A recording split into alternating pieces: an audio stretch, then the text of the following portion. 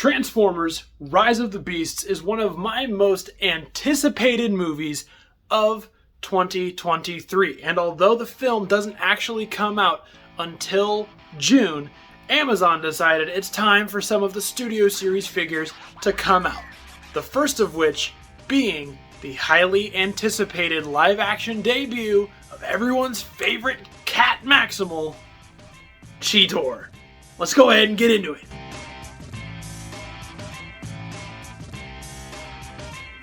How's it going, everyone? deceptibot9 here, and thank you as always for joining me here on the channel. Before we get into the review, I'd like to ask, if you like what you see, go ahead and leave me a like. And if you want to stay tuned for all of the future content that I have planned, go ahead and subscribe as well. It does truly mean a lot to me. Plus, if you want to follow me anywhere else on the internet, you can find me on Instagram at deceptibot9reviews, on TikTok at deceptibot9, and on Twitter at deceptibot9. Alright, with all that said, let's go ahead and take a closer look at the Studio Series Rise of the Beasts Voyager class Cheetor. Alright, before we take a look at the actual Cheetor himself, I want to do something that I don't often do and show off. The packaging. I don't often show off the packaging, but I feel like I should with Cheetor because this box really gives us our first good look at what this guy is going to look like in the movie. In the first trailer, we only really saw his Cheetah mode, and then we saw a side back glimpse of his robot mode, but only for a very quick second. So this box here gives us a good idea of what he might look like in the movie in robot mode there with that render. Plus we get the nice look at the Cheetah mode on two sides of the box, and then the product shots on the back, which are noticeably darker color than the actual figure itself. But enough about the packaging. Let's go ahead and take a look at the actual guy. All right, and here is the Voyager class Rise of the Beasts Cheetor, all done up in his robot mode in all of his glory. And there's been a hot debate on how this figure looks ever since he was revealed. And honestly, I dig it. I do quite enjoy the way Cheetor looks here in robot mode. I do actually really like it. You know, and the orange is working a lot better for me in hand than it was in the original pictures.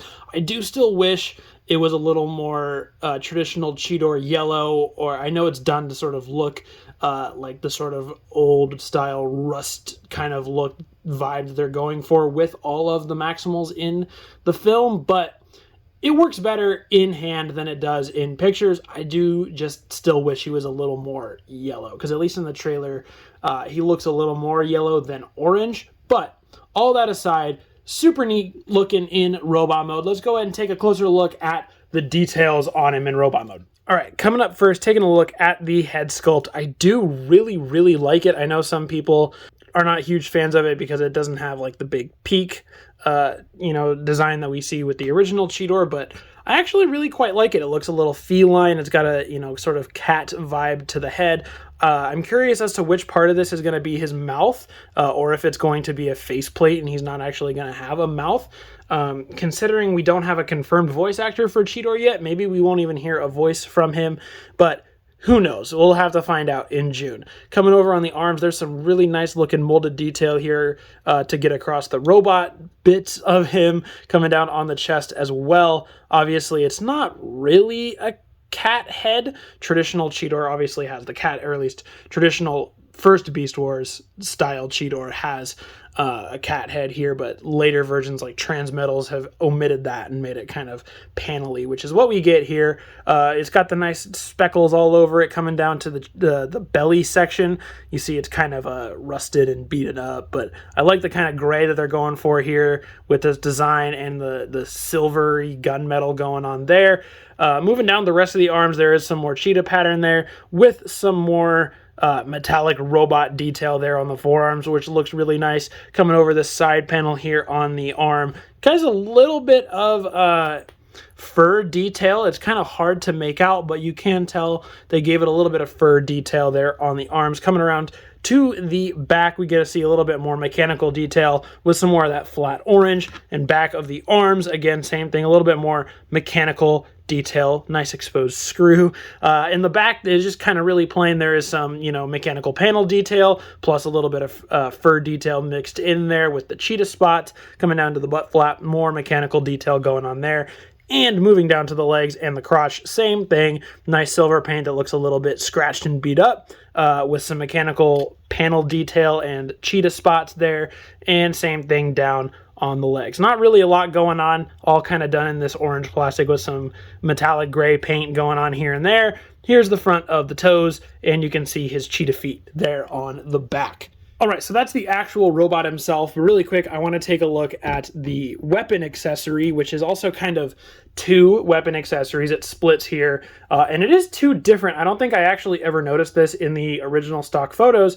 These are two different pieces. I always kind of assumed they were just the same piece, but one is actually a little bit bigger and has a different kind of styled spearhead. So this one here, kind of the bottom one, you can see some nice detail on there. Both sides looks a little bit mechanical. We got nice gunmetal gray paint there. And coming up to the handle part of it, there is just some more detail there. The other side has a little bit of that same detail going on, but it's a little bit bigger. It's got a little bit more to it.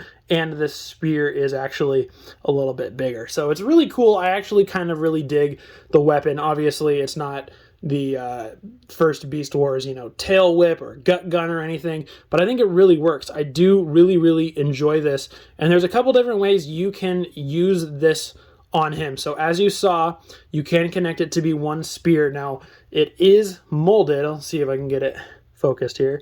It is molded not as a full circle, but kind of like a D shape. So you got to make sure you're lining it up correctly to connect it together, and it does form one big long spear like we saw. You can also split it as well like we have seen, and both halves of those can go into his hand. So if you want to have him rock kind of dual sword spear things, you can certainly do that. You can do them coming out from underneath, so like he's doing a reverse grip on it as well, which looks really cool, obviously, because if you're going to connect it as one spear, you can put it in both sides. He does also have weapon storage for these here in robot mode. You see these nice big tabs here on his back. There is some, or tab holes, I guess.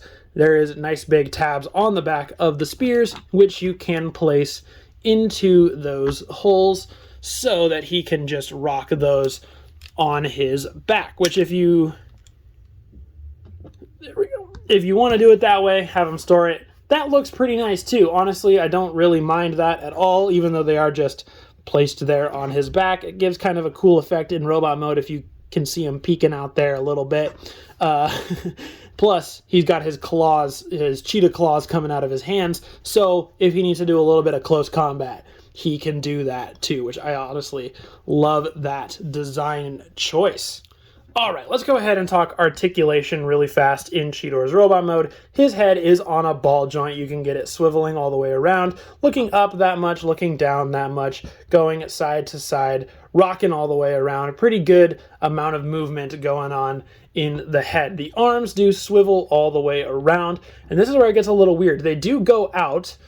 You kind of move the shoulder panel, and there is articulation to make it go out about that far, but as you saw, you can also bend it up due to transformation, so you could get it kind of going up about that high if you would like to get that going on there. It's kind of an interesting joint. It does swivel here at the bicep, bends at the elbow, going only to about 90, not much farther than that. The wrists do swivel all the way around. And this is where it gets a little bit weird. One of my biggest complaints probably about this guy, he does have a waist swivel, but it gets a little restrained due to the way his legs and this back panel work. And you can, as you can see, you kind of gotta have to take these off. The tail is lined up here on the back. So if you move this up out of the way a little bit, you get more range. So you can actually swivel it pretty much all the way around, but that's having to move the back panel out of the way. If you bring it down where it's supposed to rest, it can only swivel about that far on both sides. So, I mean, it's not terrible. It does give you, a decent amount of twist depending on the pose you're looking for, but if you want it to go more, you got to lift that up, get that out of the way, and he'll be able to twist a little bit more. Legs go forward that far, which is pretty solid. They go back, again, not very far due to this back butt panel, but if you move that out of the way, they do go a little bit farther than that, Legs go out all the way, giving him full split status. We love it when figures have full split status on this channel. They do swivel here at the thigh. They get a knee bend, which goes just about 90, and he does have ankle articulation. It pivots all the way in just like that, which is really nice to see. And due to transformation, you can take it back technically.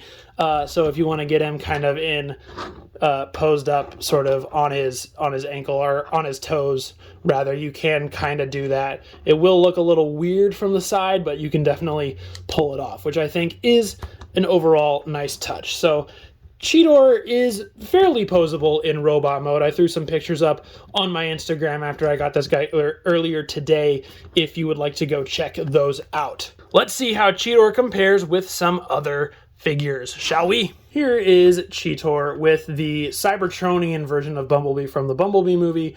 Obviously, since I don't have the Rise of the Beasts Bumblebee quite yet, this might give us a good comparison of how these two are going to size together in robot mode. I love that we're getting Cheetor and Bumblebee in the same movie.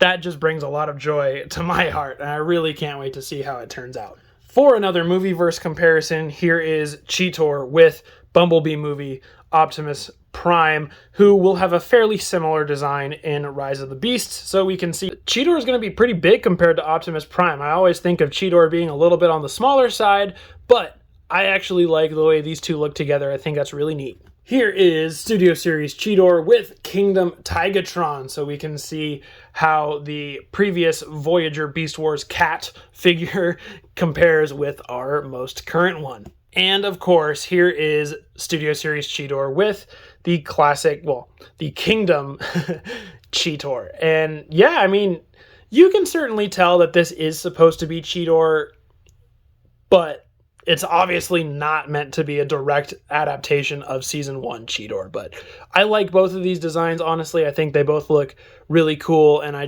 can't wait to see how the movie version turns out in motion. All right, with all that out of the way, let's go ahead and get Cheetor transformed up into his Cheetah mode. For the most part, it is fairly simple, but there are a couple things about it that I actually really enjoy, so we'll talk about that after.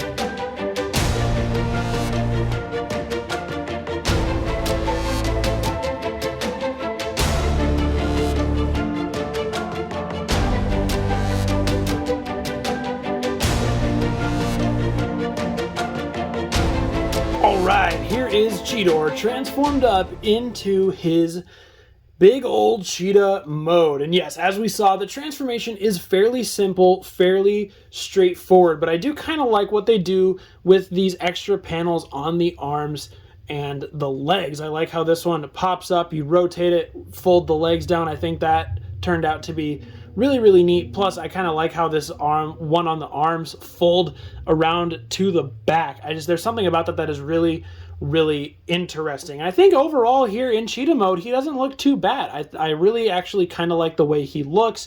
Again, I do kind of wish the color was a little bit different and there was a little bit more of this fur texture that we see in very little places on him, but it still does exist because the model in the movie looks to have a little bit more of that fur texture all around. But overall, I am quite happy with the way he turned out here in Cheetah mode. And there's not many new details exposed here in Cheetah mode, but let's go ahead and take a look at the few that are. All right, biggest thing obviously here is this head sculpt, and it looks nice. It's kind of weird because if you look at it from the front, it kind of looks like a little bit of a bear instead of a cheetah, but honestly, it works. I kind of do like the way it looks up here. And if we compare it to the box art, it does, you know, it does emulate that. It is kind of weird that on the toy it is green eyes and the box art is red eyes, but I wonder why that is. That is quite interesting. But anyway, looking at the head, it does look pretty nice. You can see some mechanical detail, like especially here on the side and going on to the neck, which I do really like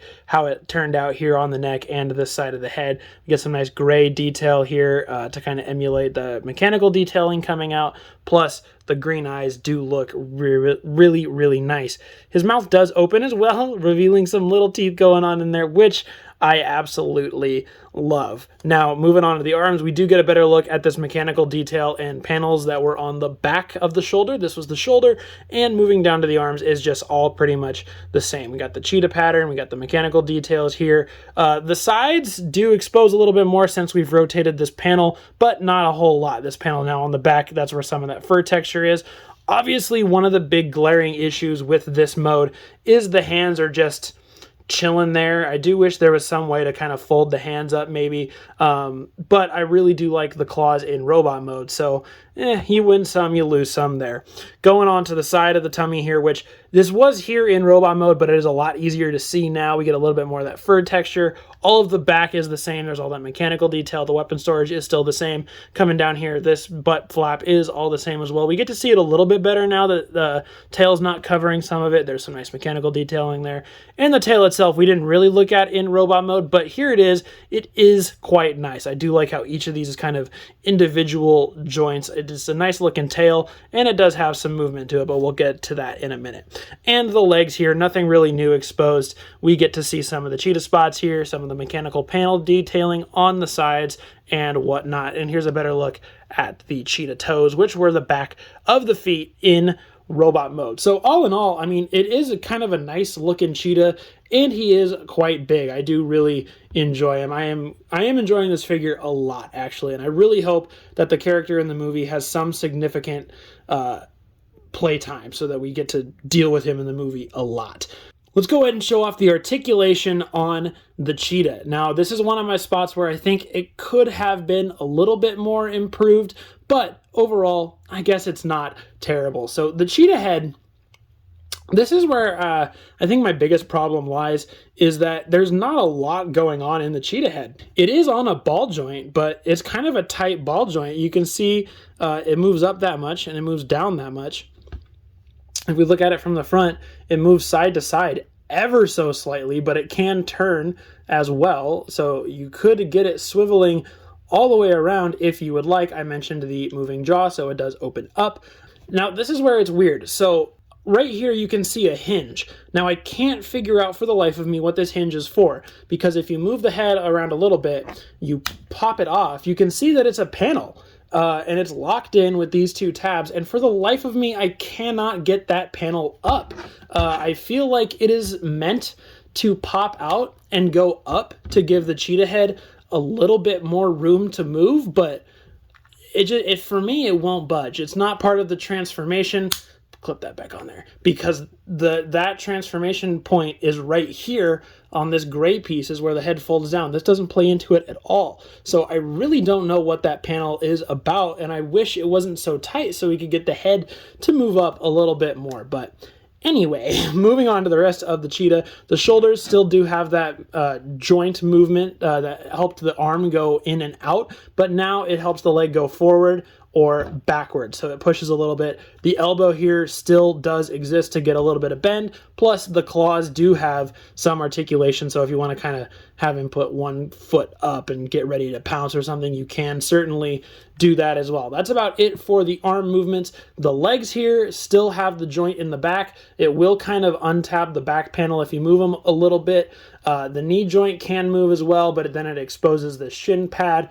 And then, of course, down here on the toes, you can move them up and down just like in robot mode, and you can hinge it back at the ankle joint right there if you wanted to do that. Bringing this back down, the tail also is on two joints. You can move it at this base joint right here or at this other joint where the tail is. So you can kind of help get his tail into a few different, pop it off the joint apparently. Get the tail moving in a few different emotions. And just as we saw in robot mode, which was the back, this is now, I mean, it's still the back of the cheetah, I guess. It's the top of the cheetah. You can store those weapons. So let's go ahead and take a look at how this guy looks with some other figures here in cheetah mode. All right, first, here he is with Cybertronian Bumblebee, so we can kind of see, I think the Camaro Bumblebee that's coming out for Rise of the Beast will be probably roughly the same size as this, maybe a little bit bigger.